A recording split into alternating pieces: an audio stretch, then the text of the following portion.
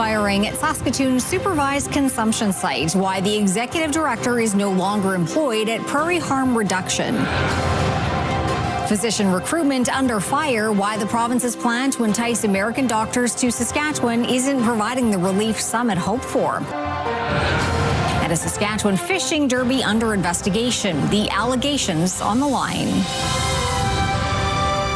This is CTV News with Chantel Saunders.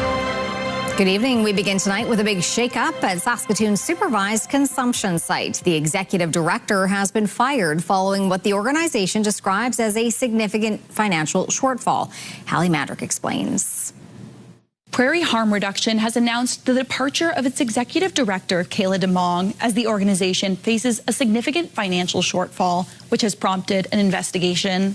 In a news release, Prairie Harm Reduction said its board of directors was advised of the financial shortfall on March the 5th. The organization says that in an effort to avoid turning people away, PHR spent more than revenues allowed, going on to cite an increase of nearly 300% in the demand for the services offered by the safe consumption site within the last year. The release stated, quote, "While our investigation into what occurred has just begun, we do not believe there is evidence of fraud, theft, or personal misuse of funds. Financial management fell significantly short of what was required and what our community, partners, and funders expect." The nonprofit added that following DeMong's termination, the board has assumed operational control and plans to appoint an interim lead. Additionally, external financial experts have been contacted to review the organization's finances and advise on a path forward. CTV News reached out to Prairie Harm Reduction and its former executive director, Kayla DeMong, but did not receive a response. PHR added in its news release that it's urgently seeking financial aid in order to keep the doors open, asking for immediate assistance from the community. Hallie Madrick, CTV News, Saskatoon. The Federation of Sovereign Indigenous Nations is speaking out about the latest information circulating about a forensic audit examining the organization's finances. Keenan Sorokan with that report.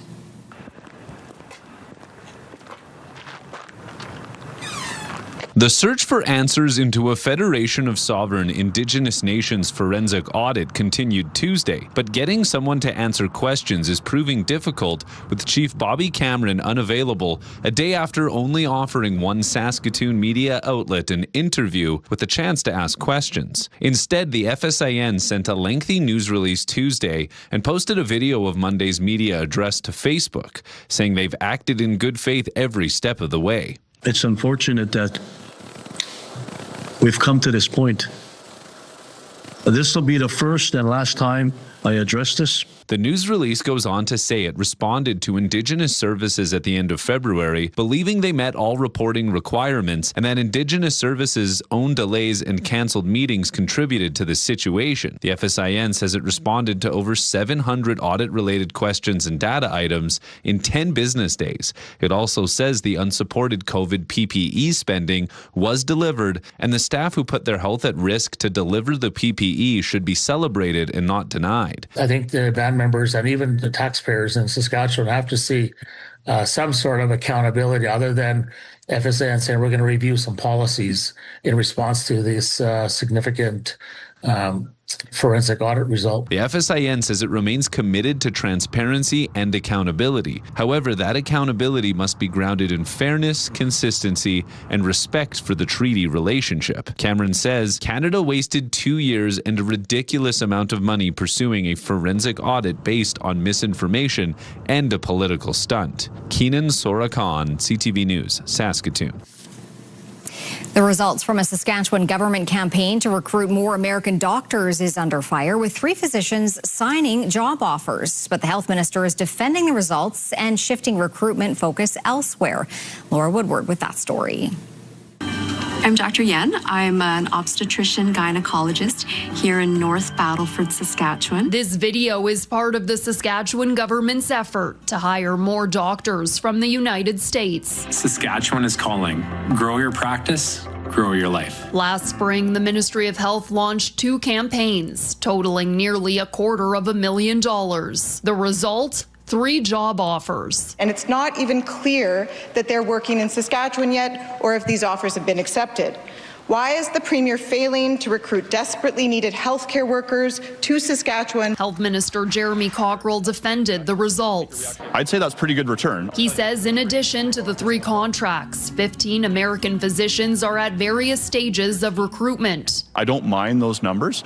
I would say 3 is not a good number. Rohini Patel, a recruiter with Can-Am Physician Recruiting, has placed 29 doctors in Canadian healthcare over the past year. She says 3 doctors isn't a strong result, but it depends on the positions. What the role is it a family physician, is it a specialist, what specialist it is. It all depends on that. The health minister says recruitment is now shifting from the US to the UK and Ireland. If you're a doctor back home in Ireland or the UK, maybe your next chapter isn't as far away as you think. The Saskatchewan Healthcare Recruitment Agency recently partnered with Irish influencer Jamie Harkin. The focus has really shifted to the UK and to Ireland.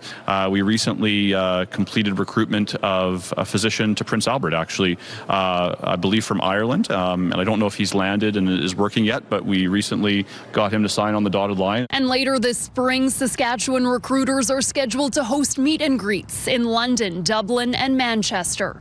Laurel Woodward, CTV News, Saskatoon. A pedestrian was taken to hospital with serious injuries after being hit by a vehicle along Circle Drive. It happened late yesterday afternoon on Circle Drive near Laurier Drive. Police say the 39-year-old man's injuries were not life-threatening. Traffic was restricted for a few hours in the area to allow emergency crews to work at the scene. There is no word on what contributed to the crash.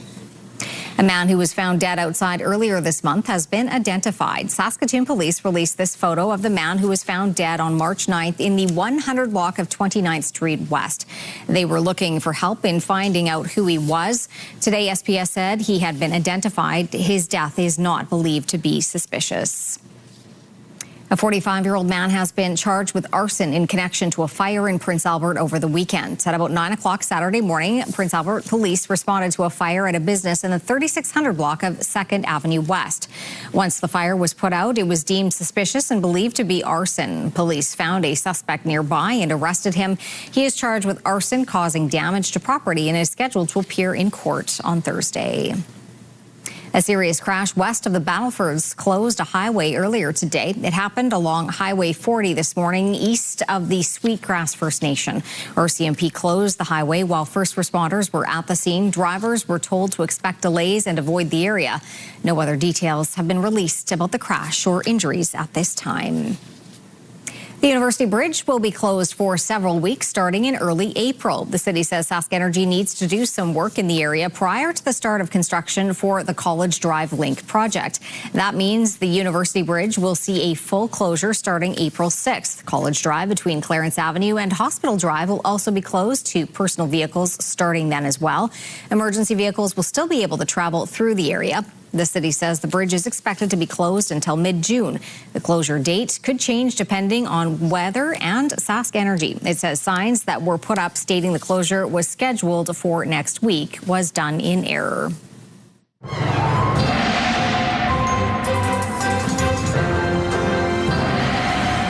All right, Jeff, we had a windy day before the snowy conditions. Yes, windy indeed. But we can tell you that when all is said and done, we are looking at maybe 10 to 20 centimeters when we get to areas north of Prince Albert. But areas south of Prince Albert, well, in Saskatoon, may see about 15 centimeters of snow. We do want to point out that tomorrow morning there might be a chance of some freezing rain in southern Saskatchewan. We'll talk about all those things later on.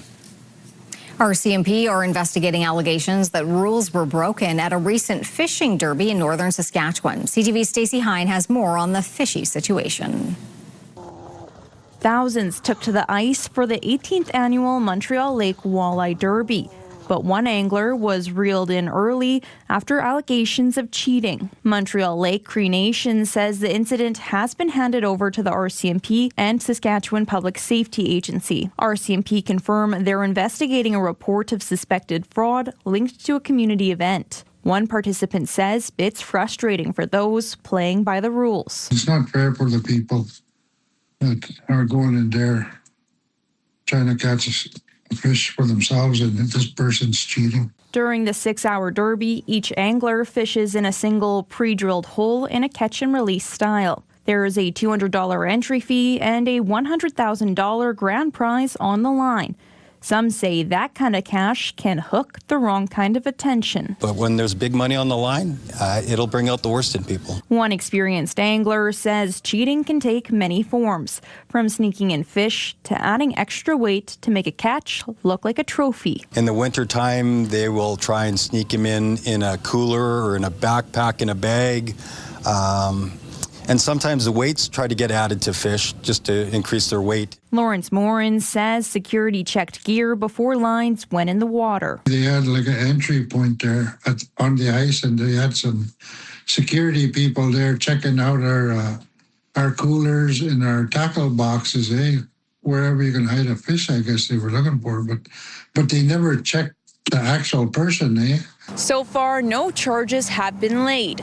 On social media, Montreal Lake Cree Nation said there have been no previous incidents of fraud and said they remain committed to keeping the Derby fair, transparent, and free from fishy business.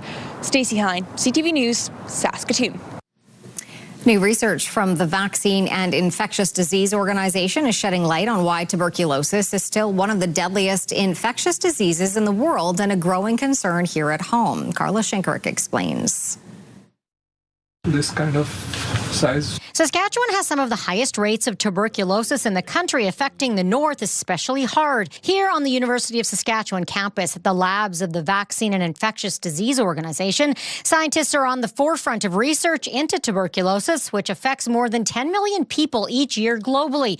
It's not a disease of the past like often thought. It's a very complicated and ancient disease, and it is the leading killer amongst all infectious diseases. More than 1 billion people die every year. The current vaccine for TB can cure the disease, but is very difficult to eliminate because the bacteria can hide in the body for long periods and treatment is lengthy. When patients can't complete therapy, it increases the risk of drug resistance. Researchers here are trying to shorten that to make it more successful. If tomorrow we have a new antibiotic which will shorten the treatment, it might not only make the treatment a lot more effective, but would also make patients more compliant. In Saskatchewan, there are more than 100 people dealing with the disease at any given time. Unfortunately, even in Canada, there are certain parts of the country, especially in the north and in Canada's Indigenous communities, where TB is still very problematic. Housing and poverty contribute to this, but tuberculosis doesn't just affect people. It also affects livestock and animals can also give the disease back to people. So in as little as 4 years, the work that's being done here at Vito could be a game changer in the world of tuberculosis. Ramping up activity is a bovine TB vaccine that is actually in urgent need. Urgent because it could help stop the disease before it spreads to humans. As scientists push for new solutions, TB remains a global threat and one that also hits at a local level in Saskatchewan. Carla Shinkerick, CTV News, Saskatoon. A major street in downtown Prince Albert may see a significant shift in traffic flow. Jasmine Pelche on the city's plan for Central Avenue. Prince Albert is looking at a Central Avenue redesign with a major change: two-way traffic. When we discussed this at budget time and put the money away for that design, so we debated this and decided that as a council already that this is a priority. The city says the plan for a redesign of Central Avenue between 15th Street and River Street was prompted in 2018 by concerns over aging underground infrastructure, some of which is more than 100 years old. Whether we like it or not, we're facing a cost. Eventually, probably sooner than later. The city says the proposed redesign would allow Central Avenue to revert to a one-way street if needed, but that allowing traffic to go ahead in both directions has some benefits. One being wayfinding, one being business access, one being the possibility of adding a two-way transit basically to go north and south on Central Avenue so you can transport people quickly and efficiently to places like U of S, City Hall. The city says its plan would make Central Avenue more pedestrian-friendly with wider sidewalks, updated lighting, and a public plaza between City Hall and the university campus. Downtown is the heart of our city, and certainly Central is the heart of downtown, and it needs some help. And I think I am certainly ready to make sure that it gets the help that it needs, of course with our stakeholders and other input. The city's executive committee voted to host a public consultation meeting to discuss two-way traffic before the May 11th City Council meeting. Jasmine Pelche, CTV News, Prince Albert. Still to come, the investigation into the deadly Air Canada flight at LaGuardia Airport. What we are learning about the moments before the deadly impact.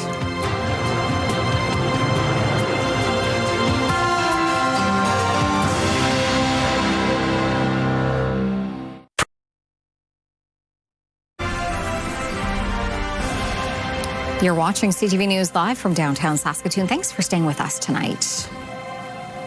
Investigators with the National Transportation Safety Board began their first full day of examination into that deadly Air Canada Express crash that killed 2 Canadian pilots and injured dozens of others.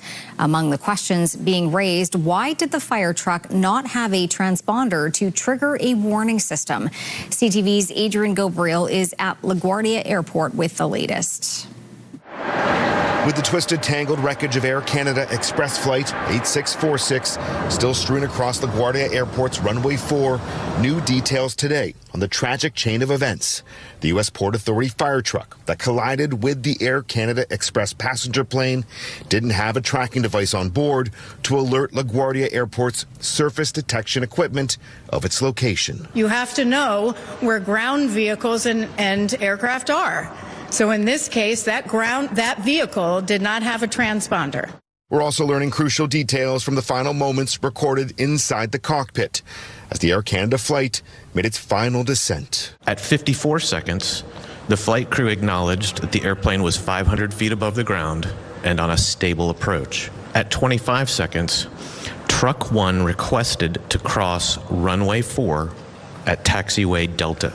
At 20 seconds, the tower cleared Truck 1 and company to cross runway 4. At 9 seconds, the tower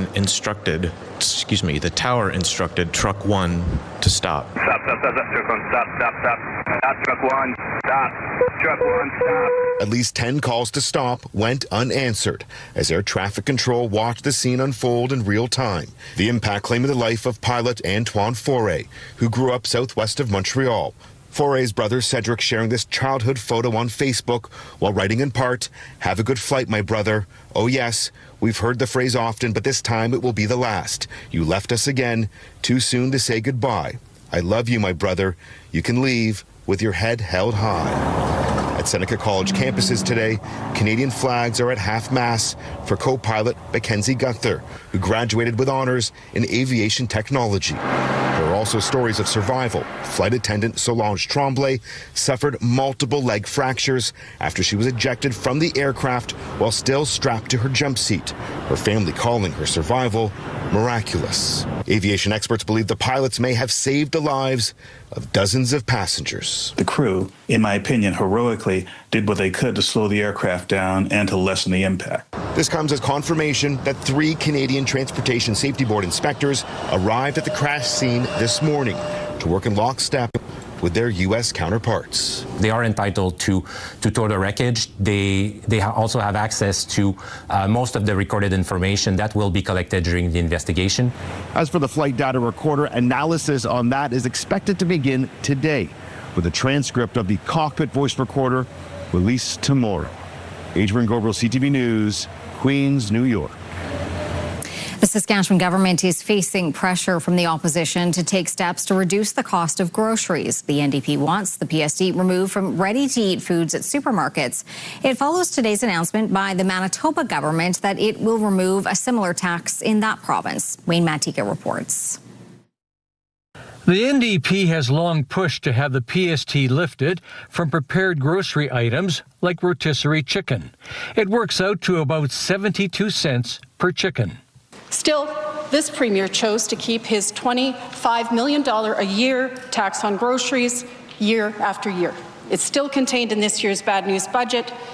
This tax to help him pay for the financial mess that he's created in this province. The NDP also identified what it felt was an inequity in how the grocery tax is applied.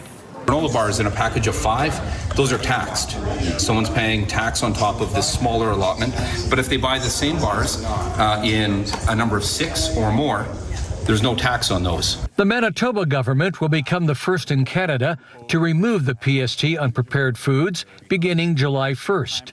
The Saskatchewan government doesn't recognize rotisserie chicken as a grocery item. First, I would make the comment that there is no PST on groceries in this. The Saskatchewan government says it's helping consumers in other ways.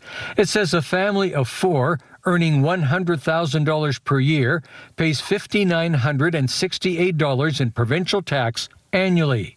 That's compared to $88.55 in Manitoba. That's a $3,000 spread, Mr. Speaker.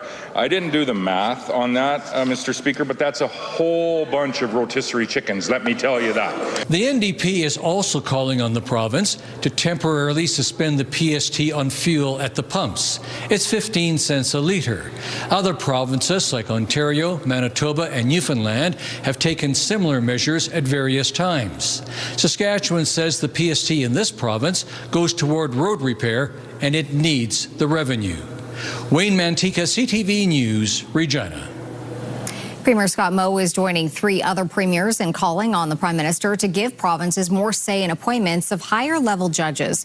Moe, along with the premiers of Alberta, Quebec and Ontario, want Ottawa to allow provincial governments more say in appointing superior and appeal court judges. In a joint letter, the 4 premiers said they want Ottawa to choose court appointments from a pool of candidates recommended and approved by provincial governments.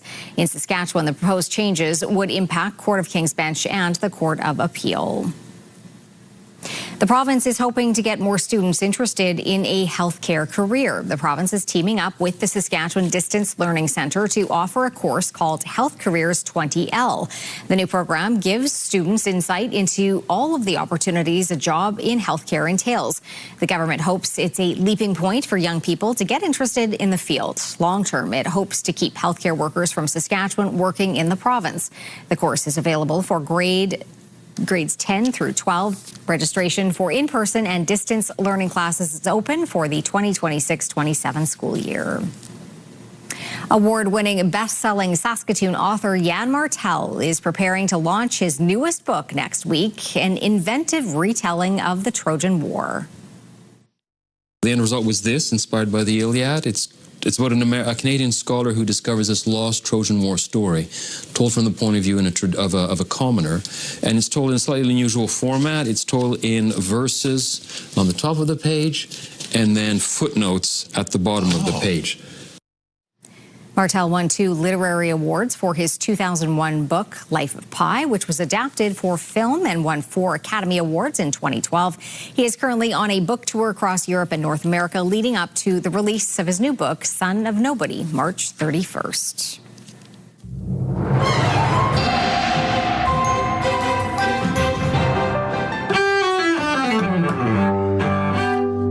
Hi everyone, I'm Stéphane Tétrault, and I'm so thrilled to be joining once again your Saskatoon Symphony Orchestra on Saturday, March 28th at TCU Place. We'll be doing the North American premiere of Rebecca Dale's Night Seasons alongside choirs Greystone Singers and Aurora Voce. Andrew Crust is at the podium, and all details can be found at saskatoonsymphony.org. But the real question is, what's the weather going to be like, Jeff? Well, Stefan, it will be not bad as we head towards the weekend. Certainly warmer than we've had today. Let's take a look at the numbers for Saturday. We're anticipating a high of -2. Now, that is still below seasonal, but as I say, warmer than today. Mainly cloudy conditions. Showtime is 7:30 at TCU Place for that particular program. And SaskatoonSymphony.org is where you can go for more information. Now, here's the information on our current temperatures. Temperatures have been pretty much dropping all day long. Our warmest part of the day was before noon.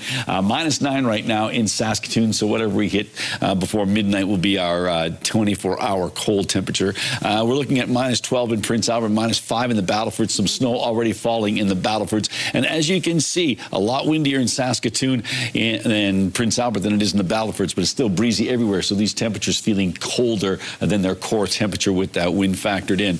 -1 for a daytime high, as I mentioned, that was basically around 10 this morning. 2 is typical for a daytime high this time of year. The record warm temperatures on this date, 14 degrees, a tie for those years in 1945 and 1973. The cold temperature from 1974, and that is -31. And yes, yesterday's temperature record on the cold side of things was also from 1974. And the sun's going to go down at 7:27.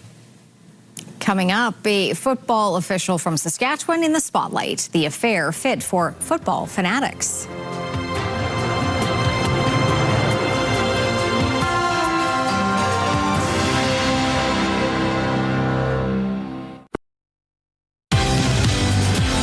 Spring Home Show is back. Wednesday on Your Morning Saskatchewan, we are teeing up the Spring Home Show and all they have to offer this year. All right, let's take a look through the live lens of Skycam. No snow yet, but believe me, it's on the way. As we saw earlier on, it's already in the Battlefords region. But yes, snow is on the way, and it's going to be the shoveling kind. And some parts of the province will have to do more shoveling than others. Let's take a look at this big system. It starts off in the Pacific Ocean, but it is impacting the Pacific Northwest United States, across British Columbia, and making its way across Canada. Ultimately, as I say, it will make its way right across Canada out to the East Coast. So it's Tommy Hunter. It's a traveling man, traveling with the breeze. All right, let's take a look and see what we've got going on with our numbers. Come on, sing along. Here come the Rhythm Pals. -9 degrees in Saskatoon, -12 in Prince Albert, and it is snowing in the Battlefords where it's -5 degrees, and it's still windy in Saskatoon in the Prince Albert region. 14, the hot spot today in Saskatchewan, that was in Coronach. The cold spot at 53 degrees colder, that's Stony Rapids. Youch. On to our current temperatures, -8 degrees in Lloydminster. On the plus side at 5 degrees in Swift Current, 8 in Moose Jaw and Estevan, 7 in Regina, but -6 in Yorkton. Into the central part of the province and the northern grain belt, temperatures ranging from -15 degrees in Melfort and Nipawin up to -3, and that is in Kindersley, -9 in Meadow Lake, -14 in Hudson Bay, -7 in Wynyard. Up north, it's cold, but getting colder. -17 degrees in Stony Rapids, -18 in Collins Bay and South End, and -14 right now in La Ronge, -13 in Buffalo Narrows.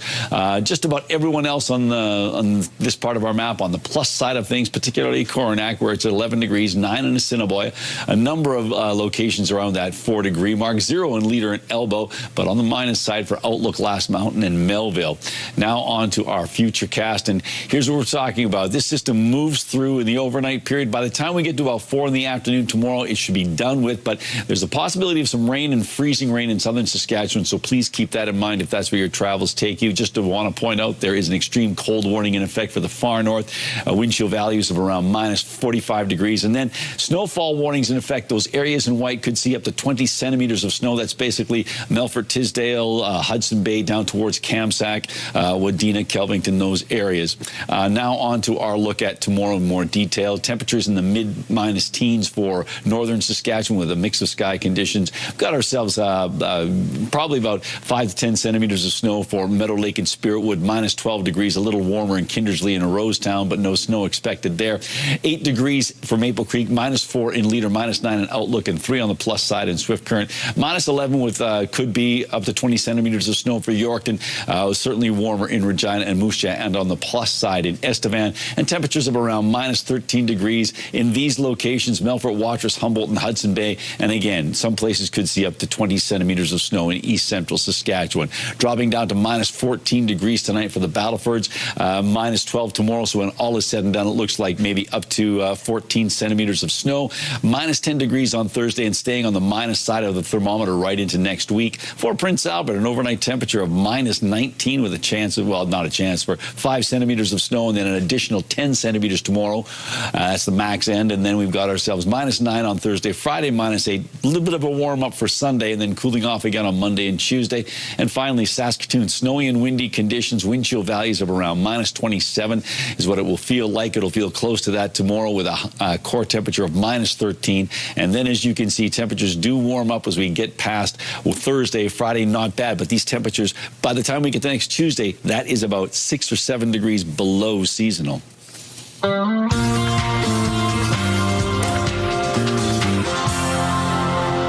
these things real?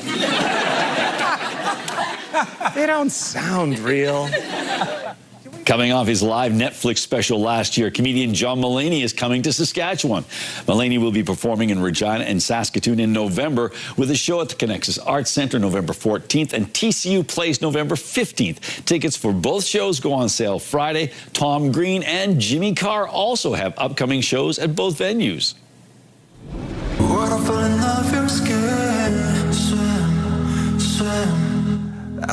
Oh, they're so dreamy. The latest album from Korean boy band BTS smashed records within a day of its release. The album entitled Arirang was released on Friday. By Saturday, Spotify announced it was the platform's most streamed album in a single day in 2026. It's also the most streamed K-pop album ever. The record is from the first BTS since this record is the first one since the gang came back from their mandatory military service. Way to go, guys. A new report suggests Canadians are willing to pay higher prices for streaming. According to the annual Couch Potato Report, a real thing, prices from the 10 leading streamers went up an average of 7% last year. But subscriptions are also up as viewers keep moving away from traditional cable and satellite. More people are also signing on to plans that include ads. The report says streamers are pushing those plans because even though they cost less, they can still sell commercials. You know, like cable and satellite. All right, Jeff, you were at a local library today, but this one is all about the swapping. And the swapping products are interesting. Here we are in the Library of Things, and Chelsea's with me today, and you are one of the coordinators here. First of all, I know you got a big swap day coming up on Saturday, but before we get to that, what is the Library of Things? So we are a library, but unlike the traditional book library, we are a library of things. We have 1,156-ish items that people can borrow with their membership for a few weeks at a time. So we have 3 different types of membership. We have 2 general memberships, a $30 and a $50. The big difference between them is how many items you can borrow at a time, as well as a group membership. So for community groups and that, and they don't really have much limitations. Okay. They can borrow as many things as they need to help with their events and stuff. All right. And I know we've got tools here and we have household appliances, so many things at the Library of Things. But let's talk about the swap day that's coming up on Saturday. What are you swapping? Yes, so we are having our now 3rd swap day. And this time we have games, like board games, puzzles, and novelty cake pans. And anyone can come in. It's $5 or a bag of Sarcan recycling to come in. We encourage people to bring their own in and come and swap, but you can also just come and pick and choose for the admission too. All right, so you got a couple of different ways to do that, but once again, the swap day is here at the Library of Things at the Makerspace on Avenue D. And what time does it get rolling? Starts at 1 o'clock until 4 p.m. on Saturday. All right, thanks so much. Thank you.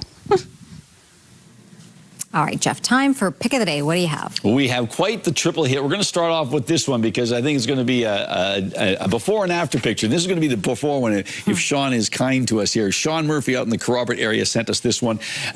Taken Sunday, March 22nd, he tells us, different looking sky tonight. Very little snow left around here. And there isn't much snow there, but Sean, if you do get some snow, please send us a picture and give us a perspective of what things look like after the storm rolls through Saskatchewan tonight. Next one comes to us from Gwen. This was last Friday at Emerald Lake. That's what Gwen tells us. The deer pass by several times a day. Usually it's a smaller group. Today, they were having a meeting. And a lot of deer there. So thank you, Gwen. And finally, from Danae, we are sending you the birthday photos of Cinnamon the cat. It was her first birthday with our family. Having been adopted just last May, we spoiled her with a cat food cake and a homemade party hat for the occasion. Cheers to 5 years and many more. That kitty cat's enjoying that cake, and understandably so. Meat cake.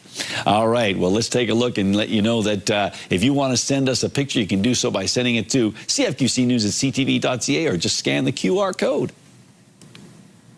Still to come on CTV News, flag football for fanatics. How an official who got his start in Saskatchewan was at center circle.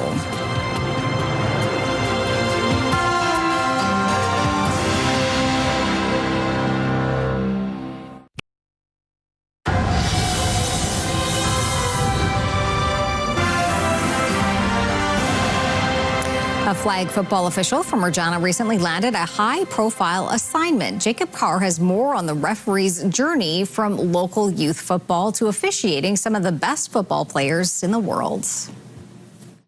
And Tom is going to be taken down around midfield, but there's a penalty flag, and Sean Payton saying, what did we do? That referee stepping in between Tom Brady and Logan Paul is none other than Regina's Scott Woloshin. He says despite the celebrity status of the athletes he was officiating at the Fanatics Flag Football Classic, he still had a job to do. In the moment, I wasn't between two mega celebrities, mega stars of the football or entertainment world. I was just between two people who were upset with each other. And at the end of this altercation, both culprits were penalized. Strategy involved. Hold on. 12, offense. And unsportsmanlike, defense. So penalty offset. It'll be second down. Woloshin was chosen to be the head official for the flag football tournament in Los Angeles, which featured the defending world champion Team USA, along with many NFL players and celebrities. The level of the broadcast was massive. The amount of people setting up, everything was decked out from top to bottom, and as officials we felt very well taken care of.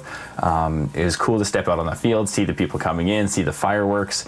It was all very surreal. Woloshin has 17 years of referee experience under his belt and got his start playing and coaching in the Regina Youth Flag Football League as a teenager. Those like Mike Thomas, who helped Woloshin get his start in officiating, were watching on this weekend beaming with pride. I feel like a proud dad, or a proud, family member, or just a proud supporter of seeing Scott out there, because we know what he's given back to us. Next on Woloshin's checklist of accomplishments is to be named an official for the 2028 Olympics in LA, where flag football will be played for the first time. I know a lot of other very talented officials across the world and in Canada want as well, so it'll be a tough choice of who gets chosen to participate there, but if I'm even considered for selection, I think that'd be quite the honor, and yeah, my goal is definitely to be on there at the Olympics wearing those stripes.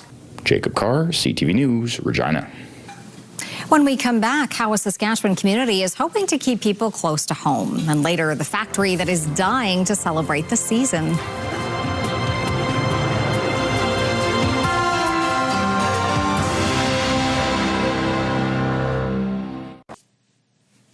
All righty, let's take a look and see what we got going on for our rural forecast tomorrow. And yes, it's cold and it's windy and it's snowy for many locations. Now, a lot of those locations are on or above or north of the Yellowhead. Southern Saskatchewan is still going to see some inclement weather, but just not all of the Southland. So you can certainly see these temperatures in the low to mid-minus teens. And as we make our way towards the eastern side of the province, as I mentioned earlier on, places like Melfort and Hudson Bay could see up to 20 centimeters of snow. Down south, well, the southwest, it's windy, but it's warm. But then towards the eastern side of the province, Kenora minus 12, minus 8 in Broadview. So an interesting mix of temperatures here. And I did mention earlier on there could be a possibility of some freezing rain in southern Saskatchewan. So if you're heading that way, please be careful as we make our way into tomorrow. For the Siemens area, we're looking at 5 to 10 centimeters of snow, minus 9 degrees. So a snowy day in Siemens. But the good news is Siemens is one of those places where internet plans of up to 1 gig are available from SaskTel.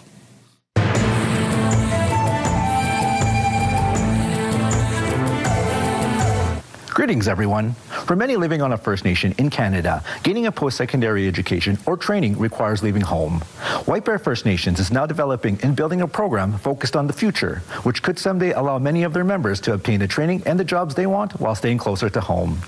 Andrew Kikakaway is helping set up a computer lab, which will one day be a space for students to learn the skills needed to pursue jobs in information technology closer to home. Located on White Bear First Nations, the first set of students will be from here. Kikakaway says it's the right sector to get into right now.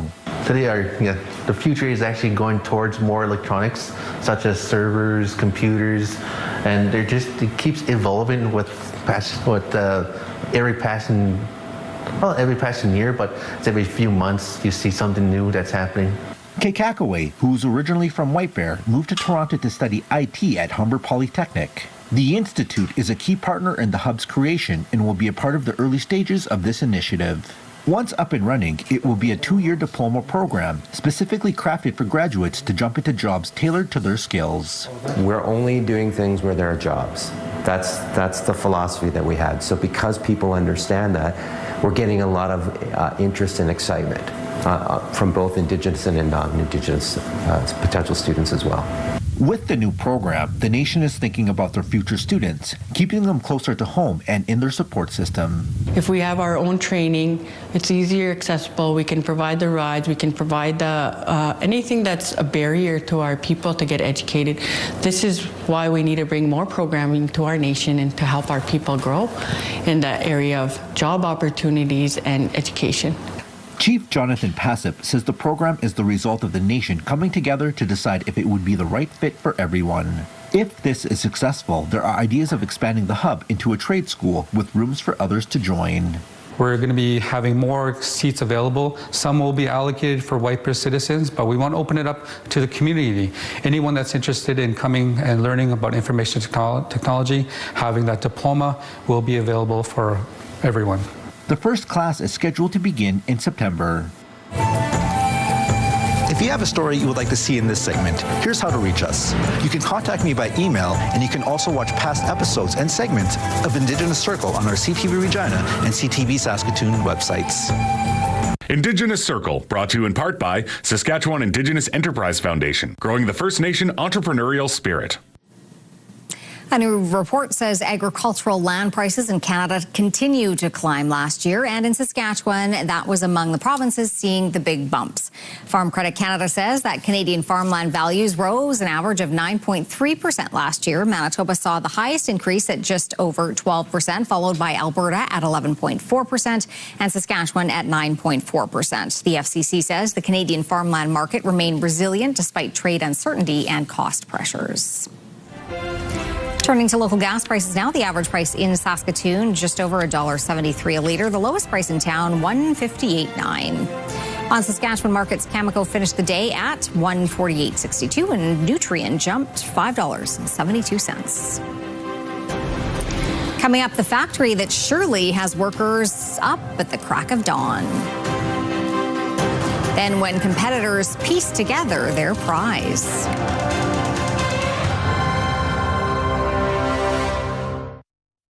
Select Hair Services brought to you by Sage, the beauty bar.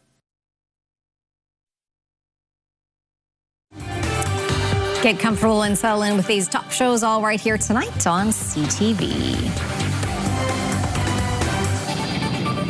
There's a new one there, R.J. Decker. Yes. Yeah, he's a journalist turned private detective. There you go. You'll be watching tonight. I might be. All right, for now, we have to tell you about Easter fast approaching, as we know, so the machines at this factory are running nonstop these days. This egg dyeing workshop in southern Germany has been operating for 70 years during the peak season, which is right now, of course. They boil and color as many as 34,000 eggs per hour. The eggs all come from regional farms as well as some local shops, even giving them away in the days before Easter. Customers rave they are perfect eggs, not too hard and not too soft. Just super cool. I don't think that's a tradition anywhere around here, is it? No. When I say around here, I mean in Canada. No. That's pretty wild. You have to do your own eggs. Yeah, exactly. Yeah. That's right. So people from across the country were a bit puzzled over the weekend, I guess you could say. You just like did. This? Okay, well. Close to 200 people took part in the Canadian Jigsaw Association's Alberta Regionals, hoping to piece together a win. There were individual teams and team competitions. The solo winner finished a 500-piece puzzle in just under half an hour. Wow. She says she practiced over her lunch breaks for the last few weeks to prepare. And if you missed the regional contest, Jeff, you are in luck. Nationals is open to everybody. It's in Ontario at the end of May, so there is hope. All right, it's all comers, just like in Hoosiers. There you go. Anybody could win.